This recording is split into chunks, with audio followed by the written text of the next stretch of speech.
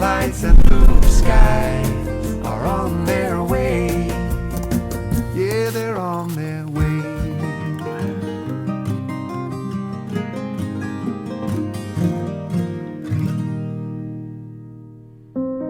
Welcome everybody to Crosstalk. I'm really excited today because we have a very dear old friend of mine. It's somebody I've known since he's a little boy, 12 or 13 years old. He's a well-known actor. You'll hear all about his story, how he started, where he went to, and where he is now.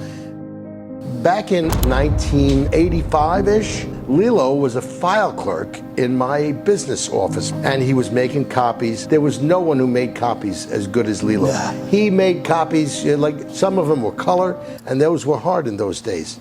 And then one day, it was like mid-July. 1992. He's not supposed to be here right now.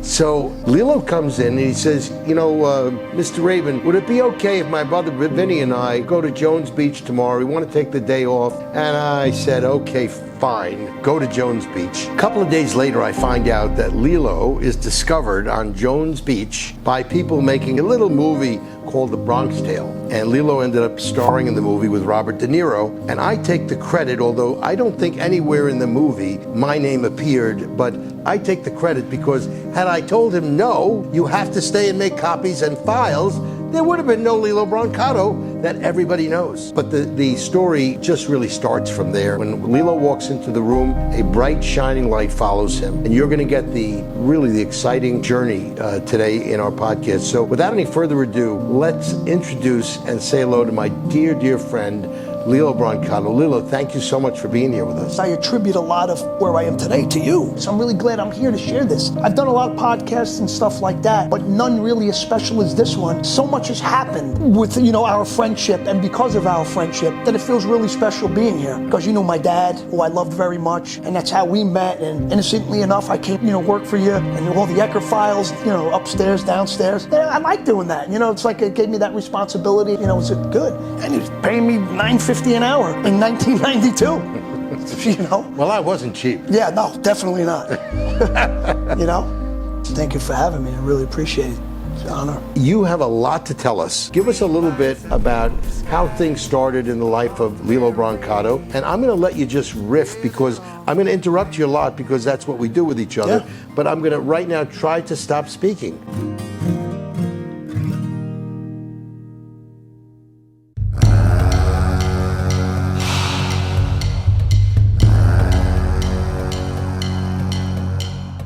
I was born in South America, adopted by Lillo and Domenica Brancato, Yonkers, New York. My parents lived, a middle-class life. My parents, gave us everything we ever wanted and needed. I was a little troubled in school. I used to get in trouble for talking too much and wanted to be the center of attention. And that was always an issue for me. My education and my grades were always good though. So that kind of offset, the grief from my parents, growing up in Yonkers. And then, like you said, that one day you gave me permission to take off and I went to Jones Beach. I had heard about the film. It wasn't like a secret. Just hearing this thing, it's like, I thought it was like such a long shot. Me starring with De Niro, yeah, I think I look like him, but that doesn't mean they're gonna put me in a movie and give me that big responsibility to carry a film at that age. I just don't see it. It's like winning the lottery. Yeah, it really is. And then to be there on the beach and then my brother calling me out of the water. And then he said, Lee, this is the guy remember that movie we heard about? This is your shot. So the guy's name was Marco Greco. He loved the look. He said, you look like you could be his son. And, and then he said, well, can you act? I said, well, I don't know. I never did it before, but I can try. So I started doing some De Niro impersonations with, the frown and the... How did that go? What did you do? Can you show me a little bit of... I did you talking to me, just very little. I'm not gonna lie, I had a few beers in me too. So in a way, that was a good thing because I didn't get shy. Can you give me that face one more time? Yeah, so the guy was interested right away. He said, listen, tonight we're not open. He said, but I'll open the studio just for you. I think you're right for the role. So I went in, it was the shaving scene, but De Niro was shaving in the original script, and I approached him at the mirror and, hey, Dad, and when just reading the scene, it just felt something I was comfortable with and able to do. You had done no acting before this? I was going to Mount St. Michael Academy in the Bronx. I was bad. I was a bad kid. So Brother John Bance, he said, I recommend maybe he goes and sees somebody, professional. So they gave me a few names, and then I saw this one guy, Donald Lupiani. I'm like, oh my God, he's right up the street from me. Was it a psychiatrist? Psychiatrist, yeah. I used to ride my bike there. Talking to him was before drugs. One thing he always said was, you would be good in the dramatic arts. You ever imitate your teachers or play, were you the clown in the class? Oh, always. So you kidding me? I'd start fake arguments with my friend, like we're about to fight. It was all fake, and the whole class is laughing. They used to curse, like, it was a very different time. Even in the 80s when I was going to school, like these teachers would put their hands on you. It was way different. Paddles. Yeah, well, I got the paddle. Brother John Bance hit me and my friend Matthias. You know my mom, Brother John, he didn't just do it. He called Dominica, called my mom. Do I got permission? I could hear my mother say yes from a few feet. Oh, please, go ahead. Hit him. Yeah, hit him, because he's going to get more when he comes home. I went in to read for the role that night. Everything went well. I discovered I could do this. And I know he liked me because he had me read other stuff. We exchanged numbers. I came to work, and then I came home. I remember I was making English muffins, and someone sounding really professional called, hey, can we speak to Lillo? I thought it was someone calling for my dad, someone for like an estimate. So I thought it was for my dad. No, we're from Tribeca Productions. Take us VHS tapes. We really liked your tape, and we would like to meet you. And then that's when I knew it was real. I went down with my father and my Uncle Joey. That's around the time that you told me you were going to quit. Yeah. I said, but I got a very reliable, and Pat is reliable. As reliable as you get. Yeah, so. And then, that was a great experience to work on the film. It was very surreal. Well, everybody in our community was like so thrilled that you had this opportunity. I felt like I was like a godfather. It made me feel so proud of you that you were doing that. Yeah, it was, there's a lot of good that comes with it. I just wish I was a little more prepared for it, because it's like you get one bite at the apple with things like that. Mm-hmm. And I wish I could have took a better bite, because, I had my parents, they didn't have any experience with drugs and the things to steer me away from, like, listen, this is what's going to happen. You know what comes with being in this industry. It's drugs and fast life. They didn't have the experience to even know what was headed my way. I don't blame them, because they did whatever they thought was best for me. And also, to be frank, you were exposed to something that was so exciting, and you were meeting people that were all doing crazy stuff, things that you never had the opportunity to do. I was around. I was sober in those years. I remember your dad went out to California with you. I mean, he was on your ass. What the hell happened?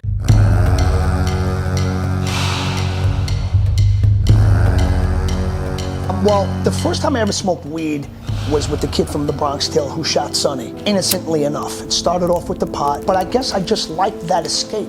I didn't know that that was available to us as humans, to be able to get out of where you are in your head, and for whatever reason you don't want to be there. After a while, that doesn't work anymore. And it's like, yo, dude, I'm still feeling messed up in my head when I shouldn't be, because I just smoked. What's going on? Maybe I smoke more, but it just doesn't do the same thing. And this is where it can serve as a gateway. People don't use drugs for no reason. There's a reason, whether it's subconscious, it's at the surface, there's a reason why people want to self-destruct. And then only then can you begin to recover. It's not guaranteed. I can imagine, as a young kid put in this world of lights, camera, action, that you probably felt out of place from where you came from, and maybe picking up probably made you feel a little bit more comfortable in an environment that you weren't like a fish out of water. Exactly. I'll never forget this day, and I'll never forget the way I feel. We were all in front of Pat's house one day, all me, my girl cousins, guy cousins, and it was summer. And then one night we just said, you know what, let's go see a movie. So it happened to be The Firm with Tom Cruise. So now we go see this film, and then, we just, we get the coming attractions. Okay, 1, 2, 3. Savoy Pictures. And then I hear, all these years, what have I been telling you? It's me with the hat on this big screen. And I'll never forget the rush, the high that I got, that dopamine or whatever it is. It sent me to the sky. I couldn't believe the way I was feeling, and I liked it. So now, all these other films, even though they were big, it just didn't match up to that. So nothing really was enough after that. You never think, this happens to everyone else, but it doesn't happen to me. That's kind of the way everybody goes into doing drugs. It's not going to happen to me. But if you don't want to stop, you're not stopping. That's really what it comes down to. My mom said, why didn't you go see Lupiani? Lupiani did say, I knew you would use drugs. He said you always had that need for speed. You talked about loud music, talk about fast cars, and I knew someone with your personality would gravitate toward that. And then with you doing films and it being easily accessible, It was like the perfect storm. And I was doing film after film, big studio films. But as my drug addiction got worse and I started to spiral downward, I wasn't getting the offers because I burnt bridges with missing appointments. It's big, but it's a small industry and everyone knows everyone. I was getting a high off being on these sets and just being treated a certain way. So now it's like I'm almost wired to get this dopamine rush through the stuff. It's not coming. And it's not coming because the level of films that I'm doing are not the same. So you can't achieve that because it's not the same thing. So now we go to an outside source to try to duplicate and mimic that feeling, but it's not the same. That's full, that's empty. These are empty. These are empty promises. This stuff, it's like it gets you every time. If you read about the devil in the Bible, he makes you do something and then he laughs at you. And that's what the cocaine does. It's like, damn, I got you again. And you really can never get there. No, because that first time you did it, when it's new to your body, you're never gonna get that high again. It's like a dog chasing its tail, it's never gonna happen. And we do more and more thinking we're gonna achieve it. And then I got into, the cocaine psychosis. Just look at this. I jumped out of a car doing 60 miles an hour. I thought my friends were gonna kill me. There was a quote of a guy named Gabor Mate who said, "It's hard to get enough of something that almost works. Either you stop and you somehow get it together as you and I have done, or you die."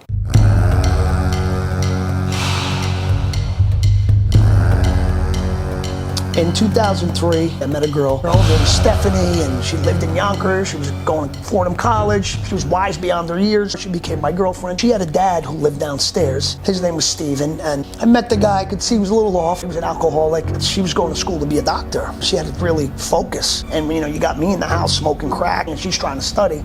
It's not good for her. And eventually she said, "I can't do this anymore. You got to move back home. I got to focus." And I was heartbroken over it. Started doing more drugs because of that. And when I would go by the house, she would call the cops. Her sister would call the cops. One day I just said, let me become friends with her father. Maybe you get her back. Yeah, so it worked for a little bit. I put myself in that situation. One night he said, "You want to go out for a drink?" And I said, "Yeah, sure." And we were smoking crack and snorting heroin together. So then we go out that night. We went to a strip club.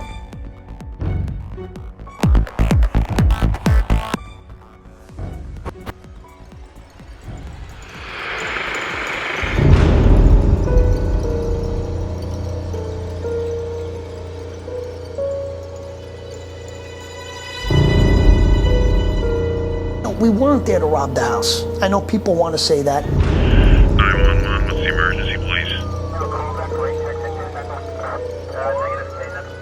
Put your hands in the air. He had a gun on him, which I didn't know. After I'd been shot, I'm gonna die. I'm losing blood, I'm feeling weak, holding on for dear life. I got blood squirting through my fingers. Well, if I remember correctly, I heard from your mom and dad that morning, that night, you're in the hospital, nobody knows whether you're gonna live, or we were hoping you weren't gonna die. And so you didn't die, that's good. You end up being charged with a crime, and you're in Rikers Island. I was charged with murder. And I'm saying, how does this happen? People said I was gonna die if I kept doing drugs, but someone else died. Which sometimes makes me think I wish I would have died. He was younger than I was. His parents both died. You know how they died? Broken hearts. I can't go back and change what happened that night, but I can make good now. And I can say, maybe you were my angel. Maybe you had to give your life up for me.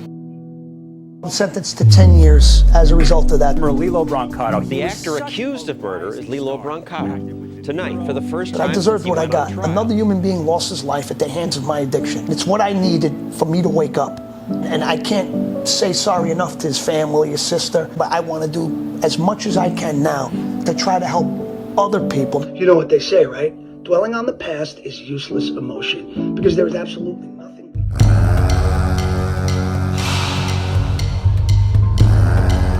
I'm in jail, Rikers Island, waiting trial. I'm still heavily addicted. All I would think about was smoking crack. I had my life support. I lost my spleen. I had a collapsed lung. It was bad. Rikers Island is like hell on earth. So I'm in a medical dorm, and every one of these people in there are there for a reason. So they're getting some kind of medication, legally, from the city. On the medication! You got a line with 40 people. So then I found a kid. He was a member of the Bloods. I'm not gonna say his name, but this kid was getting MS Contin, 30 milligram, time release, powerful stuff. I was such a junkie at that time. I would take 20 of them at one time. So I would go to Catholic service every Saturday, and that's where I would see this guy. I would chew the 20 morphine, I'd do the first rating, and I'd get so high on morphine, I'd be high Saturday, Sunday, Monday, Tuesday, and it kind of just made the days go by. I'd sit in my cell and sleep.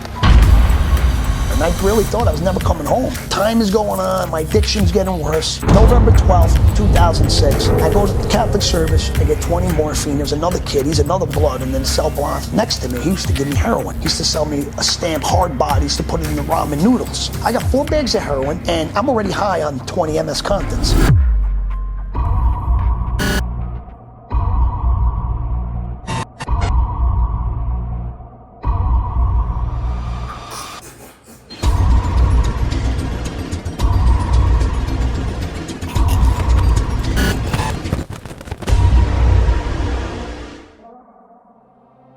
They told me you have an attorney visit, and I knew it was gonna be you guys, and that day changed my whole life. What you guys said to me that day, I remember both of you guys looking at me like, how could you even be like this right now? Like someone's dead and you're still doing this shit? And you have all these people, we care about you, we wanna see you beat the case, we wanna support you through this and get you through this. And you said, if you keep doing this, one day you're not gonna have anyone support you. You know, it should have clicked before the poor guy lost his life, but that was the day. And I never felt the same again. I felt like everything was lifted at that moment. And I remember how happy and how relieved I felt as I'm being escorted back to my cell, cuffed, thinking to myself, I don't have to live like this anymore. God's gonna give me another chance. I felt it. The thing that I think you felt was that I love you, and that wherever you were, whichever prison you were in, your cousin Pat and I would go visit. Yeah, and 5 hours away. And when I told you that, it was because I was getting kind of sad, and I was getting like at the end of my rope, because you really didn't care about you. And if you weren't caring about you, why should I care about you? Exactly. It meant so much coming from you because you'd been there. The way it works is you have to want that for yourself first, and then I could put my hands on you and just push you in that direction. But if you keep resisting, it's not gonna work. And that day it was like, all right, if Corey's saying it, I gotta stop. You know the amazing thing, I'm gonna look at the camera right now, and for anybody who's listening right now, what you've just heard is about as good a description of what a bottom is that I've ever heard in my life, because that's what's got to happen in order for my life to change. That happened for your life to change. For anybody who's having trouble, you got to hit bottom. Right. The bottom is not a bad thing. It's not. The bottom is a great thing. I can't wait for everybody to hear what happens now. I started working out. The money that I spent on drugs, I'd buy like 30 packets of tuna, and then I'd start eating protein. The bottom line was the dopamine rush that I was getting from the drugs, which I no longer did, I was getting from the working out. I was able to start teaching myself. That's not the only way. And working out, I mean, it's a win-win. The more you stay away, better people come into your life, and then you start thinking like, wow, maybe it's better this way. My dad, you know my dad, he passed away in 2018. It was about October, and I'm gonna max out on parole in December. So I have 2 more months after 5 years. So my mother says to me, she says, go clean your father's room and put all the stuff in boxes. We're gonna throw it out and whatever. And then I look, he's got Oxy 80s, man. And they're right there. And at this point, because I had done so well on parole, I didn't even have to report anymore. And they're not gonna test me. So I knew that I could do these pills and I'd be fine. No one would catch me. Well, I don't know about that, but yeah, you wouldn't be caught. Right, I don't know. I'd be fine with no one catching me. I wouldn't be fine otherwise. It's just gonna...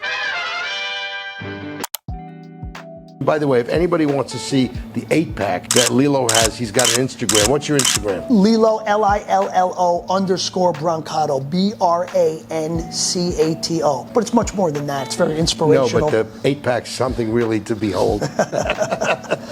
All right, so now you serve your time, and I'm fast forwarding a little bit, you know, because I'm getting hungry.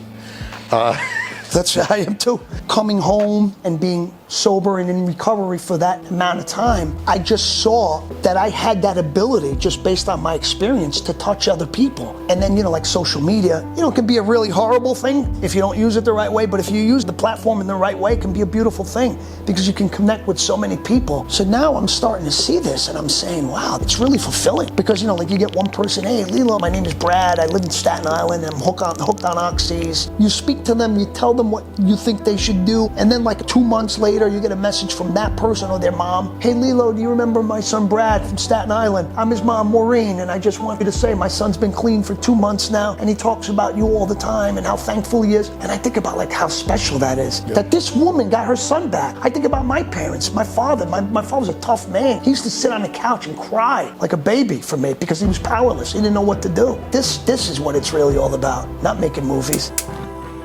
You got 3 pots and you fill them up with the same amount of water. You put the egg in one, carrot in one, and the coffee beans in the other. Water represents adversity. Now look at the egg. The egg went in all soft and fragile, but after 20 minutes of adversity, what happened? Got hard. Then the carrot, hard, strong.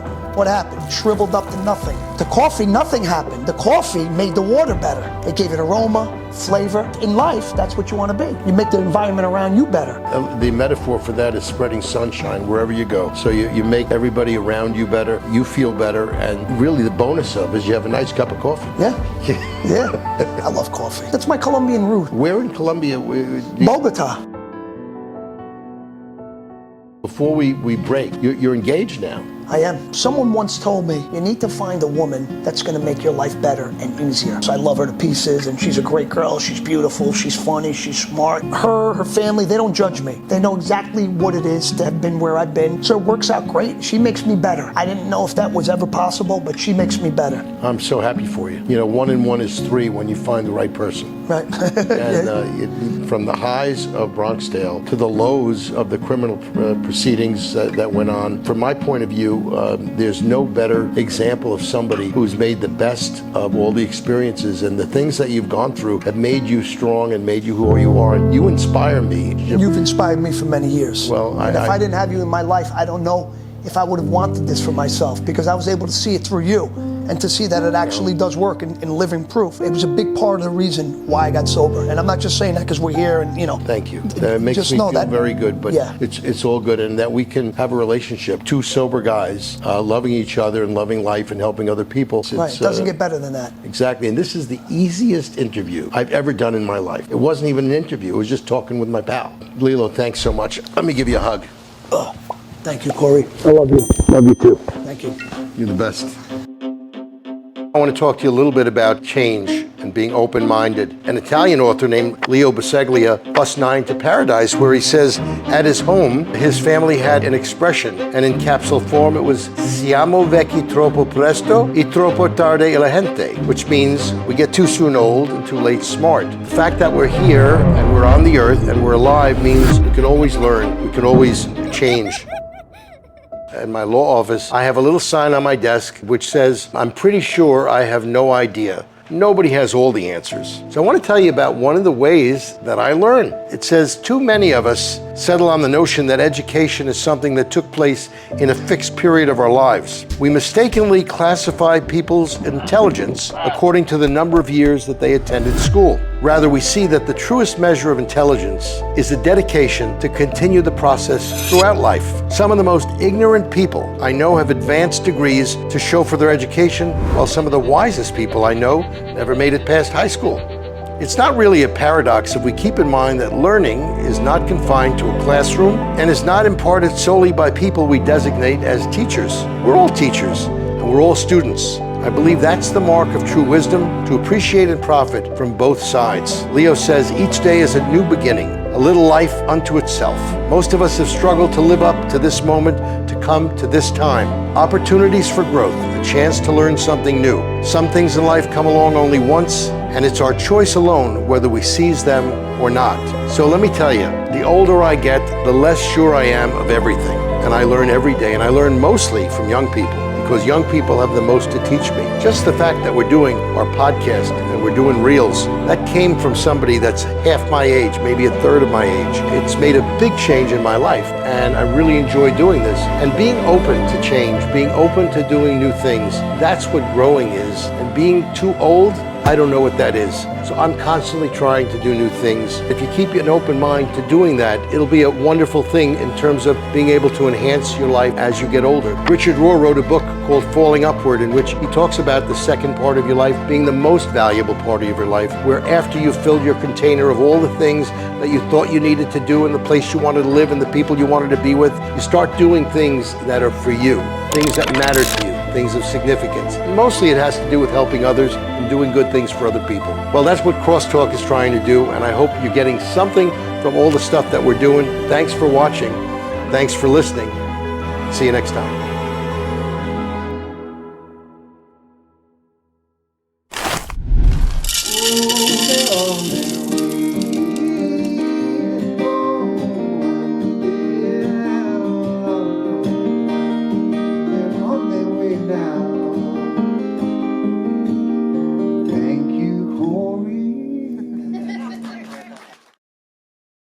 Did we lose Sergio? Was that any good?